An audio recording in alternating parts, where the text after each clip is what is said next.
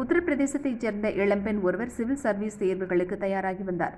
எந்தவித தொந்தரவும் இல்லாமல் தேர்வுக்கு தயாராக டெல்லி ஷகர்பூரில் ஒரு வீட்டை வாடகைக்கு எடுத்து தங்கினார். தன்னுடைய சொந்த ஊருக்கு செல்லும் போதெல்லாம் வீட்டு சாவியை ஹவுஸ் ஓனரின் மகனான கரனிடம் இப்பெண் ஒப்படைத்துச் செல்வது வழக்கம். இந்த சூழலில் சமீபத்தில் வீடு திரும்பிய அப்பெண்ணுக்கு கரனின் நடவடிக்கையில் சந்தேகம் வந்துள்ளது. மாணவியின் வீட்டிற்குள் எப்படியாவது நுழைந்துவிட வேண்டும் என்பதிலேயே கரனின் பேச்சு இருந்துள்ளது.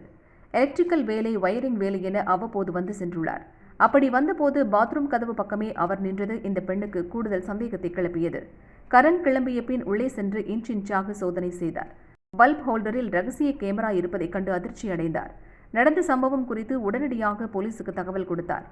போலீசார் நடத்திய சோதனையில் பெட்ரூமில் மற்றொரு கேமரா என மொத்தம் 3 கேமராக்கள் கண்டெடுக்கப்பட்டன. சந்தேகத்தின் பேரில் கரனை கைது செய்து விசாரித்தனர். சம்பவம் குறித்து பாதிக்கப்பட்ட பெண் கூறுகையில், வீட்டு ஓனருக்கு 2 மகன்கள். அதில் ஒருவரான கரனிடம் 3 மாதங்களுக்கு முன் சொந்த ஊருக்கு சென்றபோது வீட்டு சாவியை கொடுத்தேன். இந்த வாய்ப்பை பயன்படுத்தி பெட்ரூம், பாத்ரூமில் ஸ்பை கேமராக்களை பொருத்தியுள்ளார்.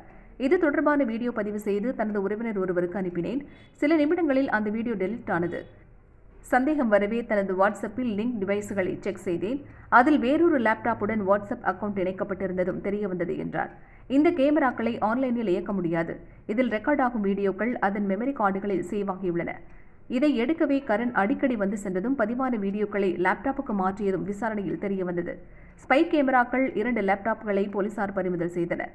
கரனுக்கு 30 வயதாகிறது. கோர்ட்டில் ஆஜர்படுத்தப்பட்டு சிறையில் அடைக்கப்பட்டார். பட்டதாரியான கரண் 7 ஆண்டுகளாக போட்டித் தேர்வுகளை எழுதி வந்ததாகவும் கூறப்படுகிறது.